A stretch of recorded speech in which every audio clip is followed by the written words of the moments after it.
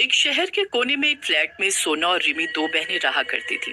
रिमी, क्या तुम थोड़ा जल्दी रेडी हो सकती हो? मुझे भी ऑफिस जाना है, लेट हो रहा है मुझे। बस हो ही गया है, आती हूँ। तुम खूबसूरत हो, मैं नहीं, मुझे तो सजना पड़ता है। तुम हर बात में यही क्यों बोलती हो? हम दोनों बहनें हैं और चेहरा सुंदर होने से कुछ नहीं होता है, दिल अच्छा होना चाहिए। पर लोग फेस ही देखते हैं। अब जा रेडी हो, अब लेट नहीं हो रहा है। सोना और रिमी दोनों बहनें थी, लेकिन सोना बहुत ही खूबसूरत, दयालु और प्यारी लड़की थी। लेकिन रिमी खूबसूरती में ठीक ठाक और लोगों पर गुस्सा करने वाली लड़की थी। वो थोड़ी नकचड़ी थी और बहुत जल्दी गुस्सा हो जाती थी। रिमी और सोना ऑफिस के लिए निकल जाती हैं। हाय सोना, कैसी हो? तुम आज बहुत अच्छी लग रही हो। रिमी, क्या आज तुम मेरा एक काम कर दोगी? मुझे आज कहीं जाना है, तो क्या तुम ऑफिस में मेरे हिस्से का काम कर दोगी प्लीज? नहीं, मैं तुम्हारा काम क्यों करूं? जिसकी तारीफ की है वही करेगी, तारीफ उसकी और काम मुझसे। कोई नहीं, इस बारे में बात नहीं करते। मैं तुम्हारा काम कर दूंगी, तुम टेंशन मत लो और आराम से जाओ। देखा, चेहरा सुंदर होने से नहीं रिमी, उसका दिल भी साफ होना चाहिए। सोना सुंदर होने के साथ साथ साफ दिल वाली भी है। हाँ तो ठीक है, मेरा दिल साफ नहीं है, जाओ उसी से अपना काम करवाओ। इतना कहकर झल्लाती हुई गुस्से से वहाँ से चली जाती है। बड़े आए मुझसे काम करवाने वाले। बड़ी सोना रिमी, तुम दोनों आ गई। चलो बाबा, अब जल्दी जल्दी काम करो, वरना मैं तुम दोनों को नौकरी से निकाल दूंगा। फिर मांगते रहना काम है, घूमती रह जाओगी, लेकिन कोई काम नहीं देगा तुम लोगों को। सोना और रिमी का सेठ एक नंबर का खड़ूस और लालची था और पैसे के लिए अपने काम करने वालों से बहुत काम करवाता था। जी सेठ जी, और चुप होकर काम करने लगती है। सेठ जी, हम काम करते हैं, इसका मतलब ये नहीं कि कुछ भी बोलोगे आप और हम सुनेंगे। बड़ी रिमी, ठीक से बात करो, वरना क्या, निकाल देगा ना मुझे? हाँ तो निकाल दे। तो जैसे सेठ को तो मार देना चाहिए। रिमी चुप हो जा, कुछ भी मत बोल, वो हमारी सर है। तू चल यहाँ से। सर माफ करना इसको, इसका मूड खराब है आज। सोना रिमी को लेकर वहाँ से चली जाती है। इस खड़ूस के साथ तो कुछ करना ही पड़ेगा। सबके घर चले जाने के बाद सेठ अपनी दुकान बंद कर रहा होता है। तभी दुकान की लाइट चली जाती है और सेठ जी के चीखने की आवाज आती है। अगली सुबह जब सब दुकान पर आते हैं तो देखते हैं कि सेठ की गर्दन टेढ़ी और हाथ पैर मुड़े होते हैं और वो वहाँ पर लाश बनकर पड़ा होता है। उसका बेटा भी आकर वहाँ रोने लगता है। तभी उसको किसी से कल हुई सेठ और रिमी के बीच की लड़ाई का पता चलता है, तो वो रिमी के पास जाता है। तुम कल मेरे पापा से झगड़ी थी, क्या ये सब तुमने किया है? नहीं, मैंने सिर्फ धमकी दी थी, मैंने ऐसा कुछ नहीं किया है। बहुत पूछताछ करने पर भी रिमी के खिलाफ कुछ नहीं मिलता। कुछ महीने बीत जाते हैं, पर सेठ का बेटा अभी भी उसी पर शक करता है और उसका पीछा करने लगता है। एक दिन लगता है सोना और रिमी निकल गई हैं। मैं भी इनके पीछे जाता हूँ। वैसे भी पिताजी की मौत के बाद कितने केस हो गए हैं ऐसे। सोना और रिमी के घर पर जाकर सेठ का बेटा छुप जाता है। वो रिमी और सोना को घर के अंदर जाते हुए देखता है, पर कुछ देर बाद ही वो सोना को बाहर आते हुए देखता है। बस कोई मिल जाए, ये खूबसूरत होने के लिए क्या क्या नहीं करना पड़ता। फिर वो एक आदमी को देखते हुए एक चुड़ैल में बदल जाती है और हवा में उड़ने लगती है और उसके पैर भी टेढ़े हो जाते हैं।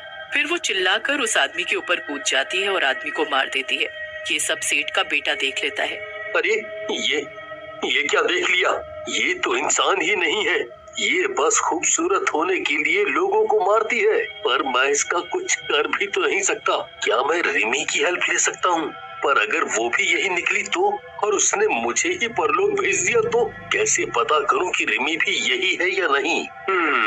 पर कैसे भी करके पता तो लगाना ही पड़ेगा। फिर अगली सुबह, आज तो बहुत काम है, जल्दी जल्दी कर लेती हूँ। सेठ जी खड़ूस थे, पर उनका लड़का तो अच्छा और दयालु लगता है और कितना हैंडसम भी है। हाँ, तू ये तो सच कह रही है, वो हैंडसम तो है। मेरा तो मन करता है कि उससे शादी कर लूं।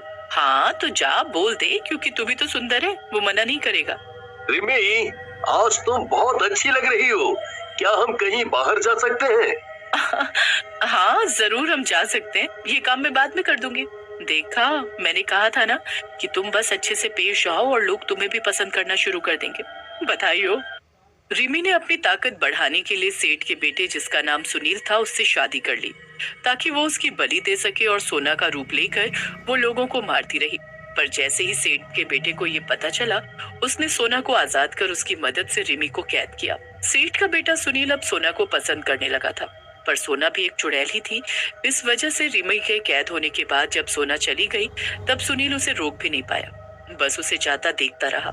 इतने महीने बीत गए, पता नहीं सोना कहाँ होगी, कैसी होगी। मुझे तो ये भी नहीं पता कि सोना के दिल में मेरे लिए प्यार था भी कि नहीं। सुनील की जिंदगी में इतने हादसे हुए थे कि वो जगह उसे काटने को दौड़ती थी, इसलिए वो उस जगह से दूर दूसरे शहर में शिफ्ट हो गया, पर उन यादों को नहीं भुला पाया। सोना के जाने के बाद कितना सूना सूना लग रहा है। अच्छा ही हुआ कि मैं वो शहर छोड़कर यहाँ आ गया।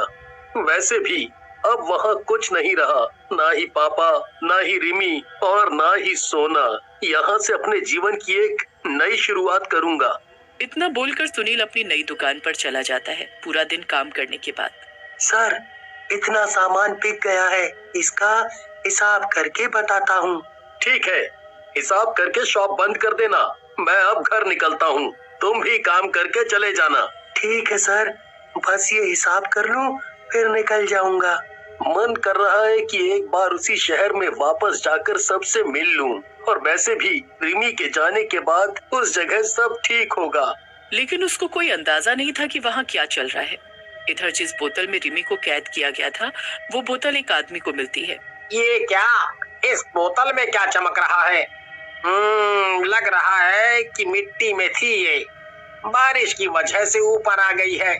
इसको उठा लेता हूँ, इतना चमक रहा है कुछ अच्छा ही होगा। घर जाकर चुपचाप खोलता हूँ, क्या पता खजाना हो जिससे मैं माला माल हो जाऊं। तू बस एक बार मुझे खोल तो सही, उसके बाद मैं बताती हूँ कि मैं क्या अच्छी चीज हूँ। ये लोग घर भी आ गया। चल अंदर जाकर अपनी जानू को दिखाता हूँ। अरे सुनती हो, देखो मुझे क्या मिला है। अरे कहाँ हो? ऐसा क्या लाए हो तुम कि सर घर पर उठा लिया है? क्या कीमती चीज है, बोलो। देख, इस बोतल में कितनी चमकती चीज है। इसको अभी तोड़कर निकाल लेते हैं। हाँ, चमक तो बहुत रही है। चमक की वजह से दिख भी नहीं रहा है कि अंदर क्या है। दोनों मिलकर बोतल तोड़ देते हैं और रिमी हंसते हुए बाहर आ जाती है। वाह, मैं आजाद हो गई, इतनी खुशी, मजा आ गया। अब मुझसे सुनील और सोना को कौन बचाएगा? ये क्या हुआ? तुम कौन हो? क्या तुम जिन हो जो अब मेरी गुलाम हो? तो सुनो, मैं बहुत अमीर होना चाहता हूँ। हाँ, फिर तो मुझे भी नौकर चाकर चाहिए और गहने, साड़ी और बहुत कुछ। चुप करो तुम दोनों, मैं कोई जिन्न नहीं, चुड़ैल हूँ, और तुम दोनों की मौत भी। इतना एहसान किया है तुम दोनों ने मुझ पर, मैं क्या करूँ? मैं तो एक चुड़ैल हूँ ना, और अपनी ताकत के लिए मुझे तुम लोगों को तो मारना ही होगा। ये सब तुम्हारी लालच की वजह से हुआ। अगर तुम लालच की वजह से इसे ना लाते और मैं भी लालची ना बनकर तुम्हें इसे तोड़ने को ना बोलती तो कितना अच्छा होता। हाँ, लालच तो बुरी चीज है ही। अब तुम दोनों की बारी है, सुनील और सोना। इधर सोना को एक आभास होता है। ये क्या हुआ? लगता है रिमी को किसी ने आजाद कर दिया।